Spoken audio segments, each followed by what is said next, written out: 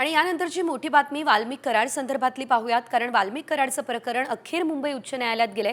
वाल्मिक कराड विरोधात ईडीने स्वतंत्र गुन्हा दाखल करण्याची याचिकेत मागणी केली आहे। संतोष देशमुख हत्या प्रकरणाचा तपास उच्च न्यायालयाच्या देखरेखीखाली एसआयटी मार्फत करण्याची मागणी या याचिकेमध्ये करण्यात आली असल्याचं बघायला मिळतंय। या याचिकेत धनंजय मुंडे यांच्यावर देखील गंभीर आरोप आहे। या प्रकरणात कॅबिनेट मंत्र्यांचं नाव सातत्यानं येतंय आणि त्यामुळे पोलिसांच्या तपासात अनेक मर्यादा असल्याचं याचिकाकर्त्यांचं म्हणणं आहे। या संदर्भात अधिकची अपडेट आपण घेऊयात आमचे प्रतिनिधी सचिन गाड यांच्याकडून। सचिन, या प्रकरणाचा तपास करत असताना मर्यादा येत आहे, मात्र आता हे प्रकरण हायकोर्टात गेलेलं आहे, कशी कारवाई होणार सविस्तर?